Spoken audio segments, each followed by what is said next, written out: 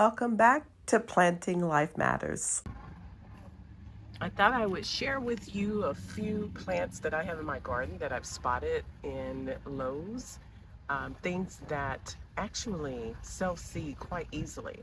So I would just buy one if you're interested in this plant. It's called a butterfly weed or silky deep red in this particular color. Same one I have at home. And it actually has a red and orange color. Love it for fall interest, but I would never buy more than one now that I know how this plant self-seeds and acts quite well in the garden. You do have to be careful with it because I don't want to call it invasive, but you can control it easily just by pulling it up. But if you don't, as many as you see now is what you'll get in your garden. So let me show you exactly how they act in my garden. Okay, so here is the first butterfly chickweed that I will share with you. And then let me just kind of walk around and show you how they've actually self-seeded, and you'll just see them popping up in different locations that I did not plant them. So this is what it looks like when they first start to come up. It will get a lot taller. In fact, these can get up to, I want to say 3.5 to almost 4 feet tall in some cases, if you let them grow that tall, and they will. And they are definitely drought tolerant. One thing that I've noticed, and here go a few more right here. One thing that I've noticed is if I pull this out of the ground, let me get all the way in here, you'll see how it just pops up. So if I take it out, so I pulled the one out of the ground, and this is the root on it, and it gets limp really quick. So I do have pretty good success rate if I take this and actually put it in some soil in a pot. I don't do that a lot because there's so many of them popping up on their own. I'm not going to do that with that, but they can be transplanted. They will look very limp when you first put them in the ground, and they will need to be watered right away after you transplant them, and then they should be okay. Now, here's another one, a lot, in fact. That's quite a bit. So remember, we saw one plant that was $8 and some change, and I started with one plant, and they are absolutely everywhere. So there's one popping up there. There's another one popping up there, and that's just how they work. And if I walk around, oh, check this out. There's more. So if you don't mind them popping up in different locations, this is what you get from one plant. Now, here's the deal. You can just pull them out. They pull out of the ground so super easy. Here's one here. If I let it grow, see how easy that came up. Not a big deal at all.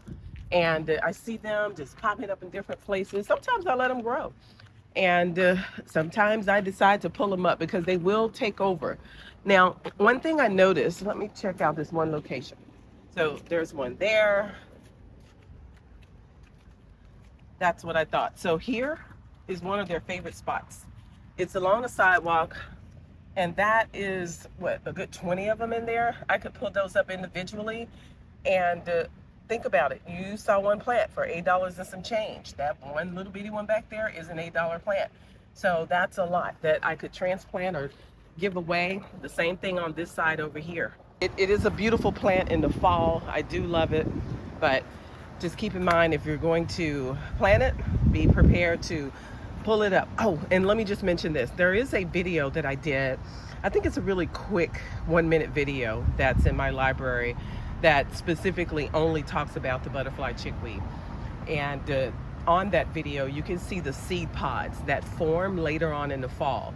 So right now you just get the pretty green leaves and the pretty blooms, but later these big giant white pods will come in. It almost looks like a spider's web or something. And they have little, I think the seeds are black, and that's what makes them reseed. If you don't pull them up before they start to drop the seeds, or the birds pick them up and drop them everywhere else. So now let's take a look at some of the zinnias that have returned since 2019. I've never planted zinnias in this area. And as a result of me putting those seeds out several years ago, I get a tremendous, beautiful amount that pops up in the most surprising places. And I welcome them. And if I didn't want them, I just pull them out. It's not a big deal. They're not invasive at all. I love zinnias. They're one of my favorite, most drought tolerant, Texas heat approved flowers, color for the summer that you can get. Now, I will say this, there are different varieties of zinnias and also different sizes. Now, this is a larger size. It is approximately 36 inches tall, this variety here. The Zinnia Giant, I believe, is what it's called. I'll double check.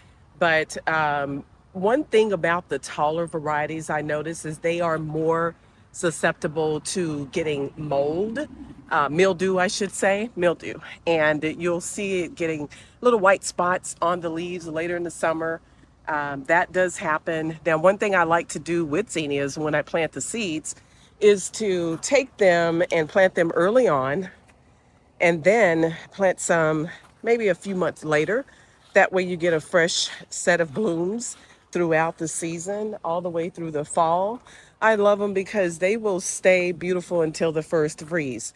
So I thought I'd make my way back here because I saw some that popped up in a pot. Also, some beautiful reseeding. Now, these are actually under a tree, so they get a bit of sun in the morning and afternoon, but for the most part, they're not getting full sun, which a zinnia would prefer. So I may not get as many blooms as I would like. But I also notice here that's popping up in pots as well. And I see some back there in just the most odd places.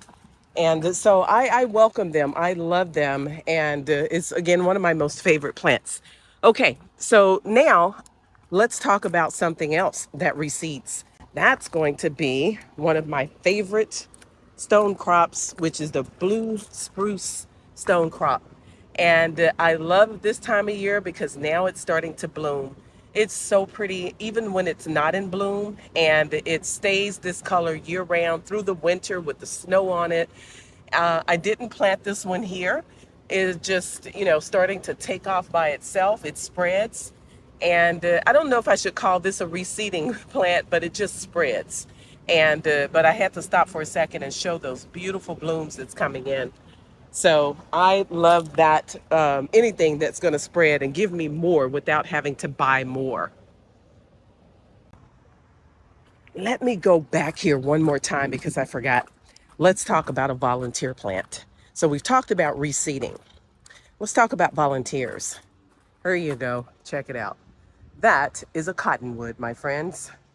I took it out of the ground about 6 inches tall as a sapling.